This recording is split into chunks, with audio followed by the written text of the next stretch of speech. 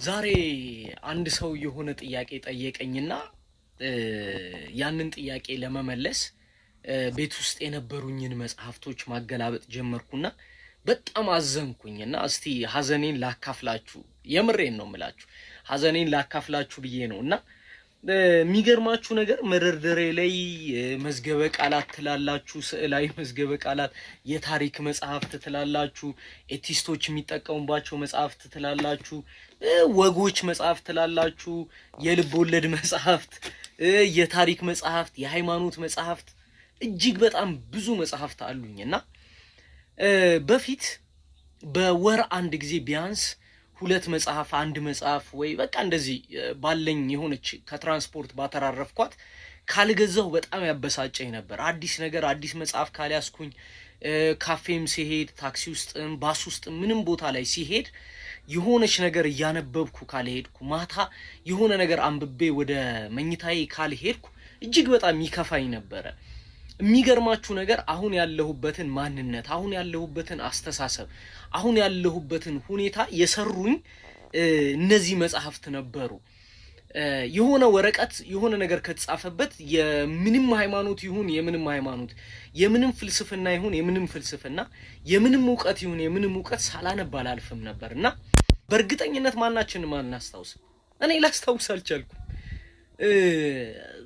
20-30 ቪዲዮ አይቼ ሰዓቴ ሄዶ ወይኔ ሰዓቴን በላሁት ብዬ ሮጬ ተነስቼ ግን ምን ቪዲዮ ነው ያየኸው ብትሉኝ አላስታውስም። አንዳንድ ጊዜ ቀን ላይ በጣም ስቄባቸው የነበሩ ቪዲዮዎችን ስገባ ለባለቤቴ እነግራለሁ ብዬ እንኳን ለማስታወስ አልችልም። ድንገት ሲመጡልኝ ነው ትዝ የሚለኝ። ይሄን ያህል ምን አይነት ሾርት ሚሞሪ የሆንኩ እንደመጣው፣ ይሄን ያህል በጣም ብዙ ነገሮች ላይ ፎከስ ማድረግ እያቃተኝ እንደመጣው አሁን ነው ያወቅኩት። አሁን አይ አም ቢካም ሶ አዲክትድ፣ ሱሰኛ እየሆንኩ መጥቻለሁ ማለት ነው የሶሻል ሚዲያ እና ደግሞ ከመጽሐፎቼ በጣም ተለያይቻለሁ።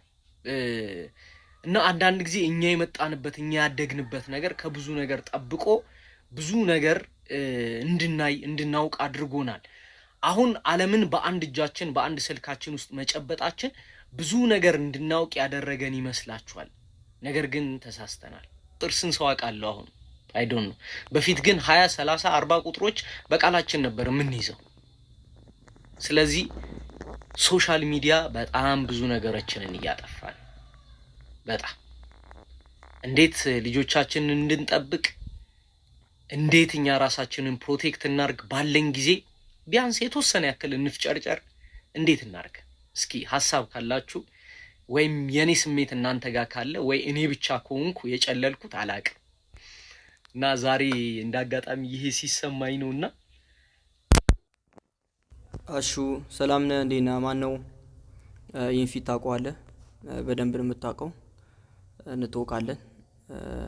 አስተማሪ ነበርክ እና እንደ አጋጣሚ ስክሮል እያረኩኝ አንተ ቪዲዮ መጣልኝና ሳይሆ ትንሽ ከኔ ጋር የሚገናኝ ነገር ስላለው ሳይሆ አሪፍ ነገር ነበር የሰራው እና ጥሩ ነገር ነው ያነሳው። እንደ አጋጣሚ አጠገቤ መጽሐፎች አሉና አንድ ጊዜኛም እናሽተተው የመጽሐፍን ሽታ የሚያውቁት የሚያነቡ ብቻ ናቸው። ለአሁን ጊዜ ወጣት ስለ መጽሐፍ መንገር ማለት በጣም ጆክ ነው፣ ቀልድ ነው፣ ሊሳቀብ ይችላል ምናምን ነገር አስቸጋሪ ታይም ላይ እንደደረስ ነው። እና አንድ አባባል አለ፣ ሳይነቁ ነቅተን ሲነቁ ተኛን ይባላል። ትልቅ ንግግር ናት።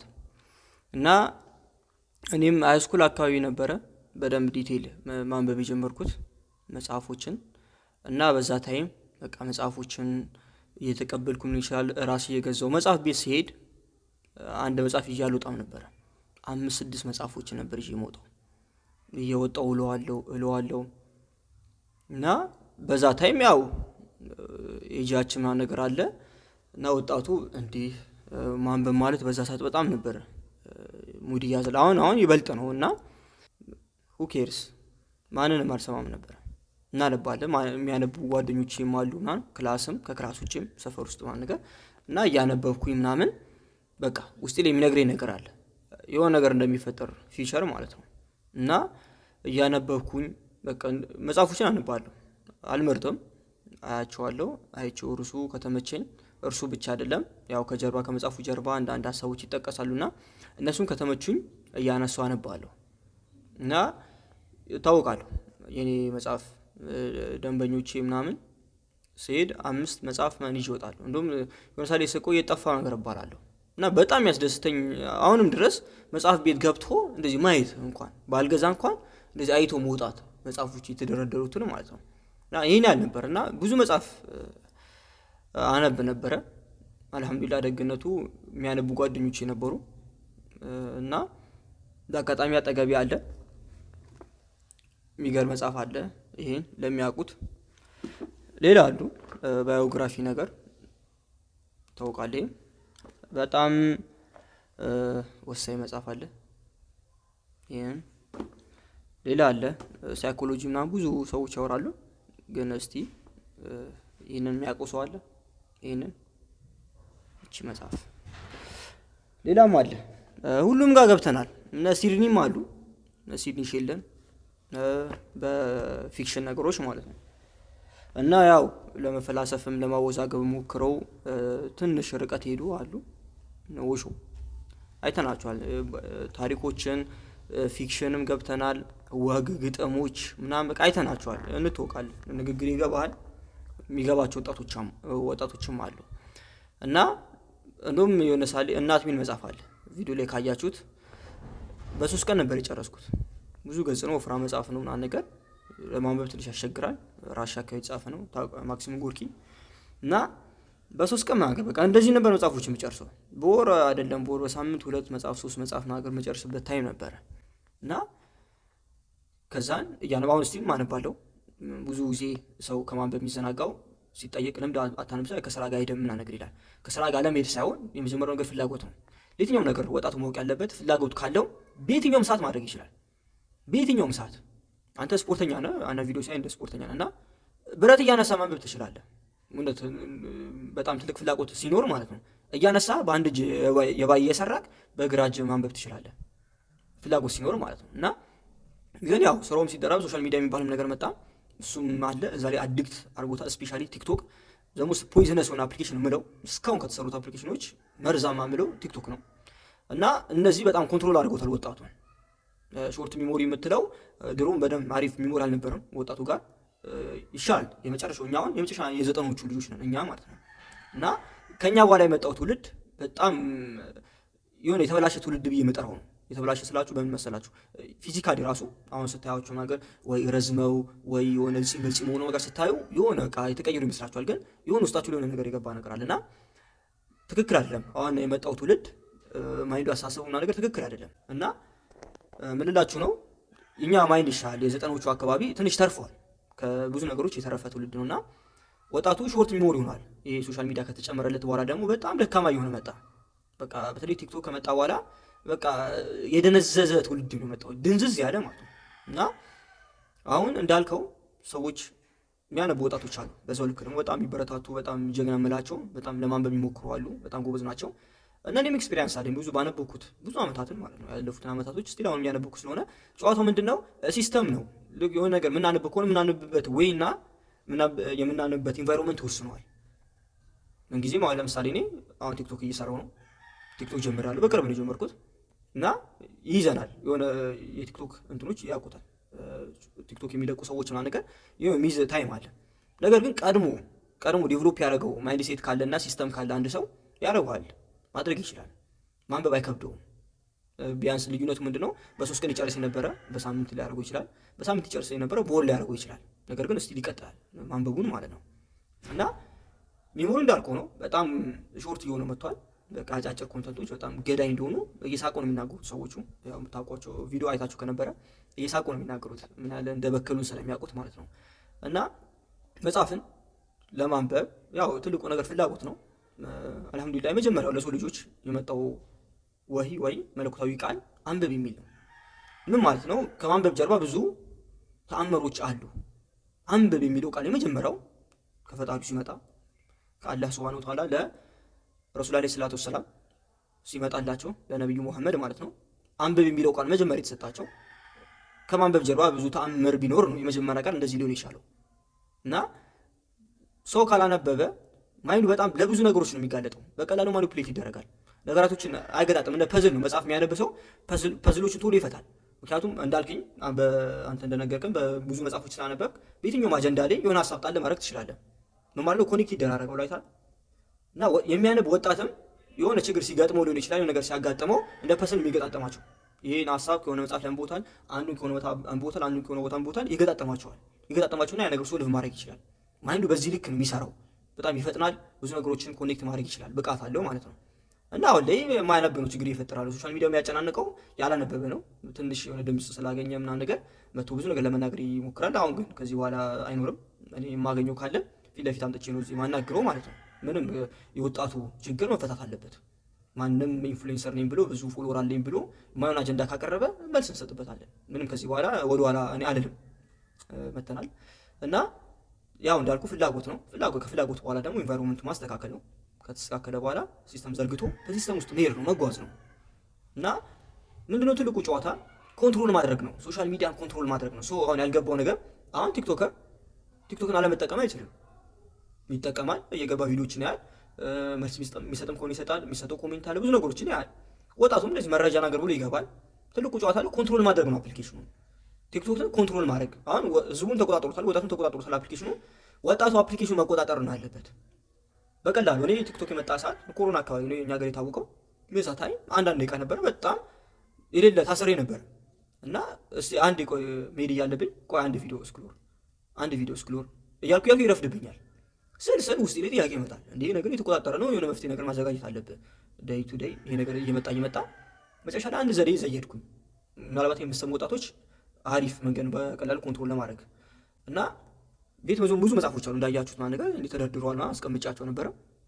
ከዛን አንድ አፕሊኬሽን ፈለግኩኝ ብዙ ቁጥሮችን መዝጋት የሚችል ማለት በብዙ ቁጥሮችና ጋላሪ ቮልት ይባላል። እና እሱን ፈለግኩትና ሳይው እስከ 15 ቁጥር አካባቢ መጠቀም ይችላል አንድን አፕሊኬሽን ሎክ ለማድረግ ማለት ነው። ሌሎቹ በፓተርን ማምታጎ ወይ ባራ ቁጥሮች ማለት ነገር ነው። ከዛ ቤት ውስጥ እዛው ተሞልቶ የተቀመጠ ካርድ ነበረ። ከዛ ካርዱን አነሱትና አዩት ቁጥሩን ወደ 14 አካባቢ ቁጥሮች አሉት እና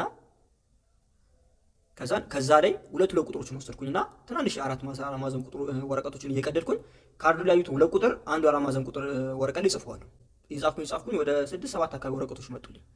ከመጡልኝ በኋላ አፕሊኬሽኑን ከፈትኩት፣ ቲክቶክን እዛው አስገባሁት፣ እዛም ቁጥሩን አስገባሁት የካርዱን ቁጥር። ከዛን ቲክቶክን ሎክ አረኩትና ምን አደረኩኝ? ሜሴጅ ታላለች ጠራዋት። ከዛም መጽሐፎቹን መሬት ላይ ደረደርኳቸው፣ እንደዚህ በተንኳቸው፣ ጠራዋት። እነዚህን 15 ነው 7 አካባቢ ቁጥራት ወረቀቶች ያጅና እኔ ከቤት ወጣለሁ፣ የፈለግሽው መጽሐፍ ውስጥ እየከፈትሽ መሀል ማሊ ወሽቂያቸው አልኳት። እሺ አለችኝ። እሺ ወጣው። ከነዛው ለዋን ካያችኋቸው ከነዛው ለመጽሐፎች ውስጥ እየመረጠች አስገባች። ጨርሻለሁና አለች። ጨርሻለሁ እሺ ማን ብዬ መጣሁ። ከዛ መጽሐፎቹን ወደ ነበሩበት ደረደርኳቸው። ከዛ በኋላ ምን ተፈጠረ? ልክ ቲክቶክ ማየት ስፈልግ እሮጣለሁ። ስልኬ ላይ አፕሊኬሽኑ ሮጣ ቲክቶክን ስነካው ሎከሩ ነው ሎክ ያደርገዋል፣ አይከፍተውም። ለመክፈት እነዛን ቁጥሮች ማምጣት አለብኝ። 14-15 ከሚደርሱ ቁጥሮችን ማምጣት አለብኝ። እነሱን ደግሞ ቁጥሮች ለማምጣት ከዛ ሁሉ መጽሐፍ ውስጥ አውርጄው መጽሐፎቹን ከዛ ደግሞ እያንዳንዱ መጽሐፍ እየገለጥኩኝ መሀል ያቺ የተወሸቀችው ወረቀት መፈለግ አለብኝ ማለት። ስለዚህ ማይንዴ ደግሞ እንደ አይነት ፍሪክሽን አይፈልግም። በቃ ይቅርብህ ነው የሚለኝ። እዚህ ሁሉ ትግሉስ የምናስገባ ተዋ ነው የሚለኝ። መጨናነቅን አይፈልግም ማይንድ በአፈጣጠሩ ማለት ነው። ከዛ አውርድና ነገር ኧረ በጣም ይቅርብህ ነው እተዋለሁ። አሁን ምሳሌ ሲመጣብኝ ሎክ ነው ለመክፈት በሳምንት ውስጥ በአጭር ቀን ውስጥ ኮንትሮል አድርጉት አፕሊኬሽኑ። ይሄ ነገር ሲያድግ ሲጨምር አፕሊኬሽን ኮንትሮል አደረኩት። ማድረግ የምፈልጋቸው ነገሮች ማድረግ ጀመርኩ በአጭር ጊዜ ውስጥ ማለት። ከዛስ እስቲል አሁንም ድረስ ቲክቶክ ከፍቼ የምፈልገውን ያህል ቪዲዮ አይቼ አጠፋዋለሁ። የምፈልገውን ያህል ቪዲዮ ስላችሁ ብዙ አልቆይበትም አፕሊኬሽን ውስጥ ወዲያውኑ ማጠፋው። ከምንም አልቆጥም አፕሊኬሽኑ።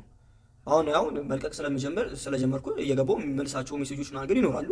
ከዛ ውጭ በቃ የለም። ኮሜንቶች ነገር አሉ፣ ላይክ የሚደረጉና ብዙ ነገሮች አሉ። የምፈልጋቸው ቪዲዮዎች ዳውንሎድ አደርጋለሁ ነገር አለቀ። እንዴ ስክሮል እያደረኩኝ መኪና ውስጥ መንገድ ላይ የለም። ኮንትሮል አድርጌዋለሁ ቶታሊ አፕሊኬሽኑን ማለት ነው። በቀላል ስቴፕ ነው። ስለዚህ ወጣቱ ምንድነው የሚያስፈልገው? አፕሊኬሽኑን ኮንትሮል ማድረግ ነው። ኮንትሮል ካደረገው የፈለገው ነገር ያደርግና ልክ ተመልሶ አፕሊኬሽኑ ጋር ሲመጣ አይቆጣጠሩም። 1 3 4 5 ቪዲዮ አይቶ መውጣት ይችላል። እየደበረው ይመጣል አፕሊኬሽኑ። አሁን ባሳዩት ሜትር የሚጠቀም ከሆነ ማለት ነው። እና በጣም ቀላል ሜትር ነው። አሁን እንዳልከው እንዴት እናድርግ ካልክ ኮንትሮል ማድረግ፣ ምክንያቱም አለመጠቀም አይቻልም። በዛ ላይ ብዙ ነገር ይታያል። ያለምስ በዛ ላይ ከሆነ የሆነ ነገር እንወስዳለን፣ ከዛ ላይ ይወሰዳል። መኪዱ አይቀርም ወደዛ። ጨዋታው ምንድነው? ኮንትሮል ማድረግ ነው ማለት ነው። ስለዚህ ይህን ኮንትሮል ካደረግ ነው ለልጆቻችንም እንዳልከው ለልጆቻችን ነገር ብልሃል፣ ለእነሱ ደግሞ በጣም ብዙ ነገር ማወቅ አለባቸው። እየሳቱ ነው አሁን ጊዜ ልጆች በጣም እየሳቱ ነው።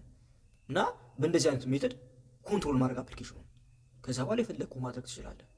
መጽሐፍ ማንበብ ወደ ማንበቡም ትመለሳለህ። ምክንያቱም ስቲል አሁንም ብዙ ሀብታም ነው የሚሉ ሰዎች ሳናነብ ነው እዛ የደረስ ነው ቢሉም ብዙ ወጣት ማይቀርም እንትና እኮ ይሄን ያህል ቢሊዮነር ሆኖ ሳያነብ ነው። ገንዘብ የሚያንቀሳቅሱ በሚያነብ ሰው ነው ማወቅ ያለባቸው ነገር ማለት ነው። በገንዘብ የገዛዋለሁ ምናምን ብሎ የረከሰ አሳሰብ ሊያስብ ይችላል ወጣቱ አሁን ላይ ማለት ነው። ግንስ መጥፊያው ነው የሚሆነው። ችግሮችን ለመፍታት የግድ ያነበባቸው መጽሐፎች ፐዝል አሉና እነሱ መገጣጠም ይኖርበታል። የሰው ልጅ ማንበብ አለበት። አንበብ የሚል ቃል ወርዶለታል። ወደደም ጠላ ማንበብ አለበት። ካላነበበ መጥፊያው ነው። የሆነ ትውልድ የጠፋው ስላላነበበ ነው። አለቀ። ግዴታው ነው ማለት ነው። ስለዚህ ያን አፕሊኬሽን ይሄን ማለት ያው ለሚያነብ ወጣት ነው እንዳልከኝ ሐሳብን አንጥተዋል። መፍትሄ ይፈልጋል። መፍትሄ እያቀረብኩኝ ነው። እና በዚህ መንገድ አፕሊኬሽን ኮንትሮል ማድረግ አንተም ቲክቶከር ነህ ያስፈልጋል መጠቀም። ይዛ ሰዓት ገብተህ ማድረግ ያለብን አድርገህ ትወጣለህ። ወደ መጽሐፍ ትመለሳለህ። ያውቁታል። መጽሐፍ የሚያነቡ ሰዎች የንባብ ጥፍጥና ያውቁታል። ይሄ አዳዲስ መጽሐፎች የመጀመር ፍላጎትን ጉጉቱን ውስጥ ለውስጥ የሚገባው ነገር ያውቁታል። ይሄ ለሚያውቁት ወጣት የምናገረው ያን ጊዜ ወጣት አያውቁም። ጭራሽ ሰፈር ወይ ቁጭ ብለህ መጽሐፍ ብትይዝ ይሳቅብሃል። ወይ ሲጃራ ይዘህ ወይ ጫት ይዘህ ወይ የሆነ ኩሽ አቀጣጥለህ ምናምን ቢሆን በቃ ጭስ ነህ አንተ የምትባለው እዛ ጋር። ወይ ቁጭ ብለህ ማይረባ ወሬ ወይ ስለ ሴት ማውራት ወይ ምናምን ቢሆን በጣም እነዚህ በቃ ጀንትሎች ሲግሞች ናቸው፣ እነዚህ በቃ በጣም አራዶች ናቸው ይባላል። ግን መጽሐፍ ይዘህ ብትቀመጥ እዛ ጋር ሪሳ አንባቢ ነኝ ለማለት ነው ምናምን። አንባለንበት ያን 2-3 መጽሐፍ ያነበበ አንባቢ ነው የሚባለው። ማንም እንዳይፈራ። ከማያነብ ሰው ውስጥ አንድ መጽሐፍ ያነበበ ሰው አንባቢ ነው፣ አለቀ። እንደ ምሳሌ ነው እነዛን ቪዲዮዎቹን ያመጡት የመጽሐፎቹን ዝም ብናገር ሳታነብ ሊል የሚችል ሰው ይኖራል።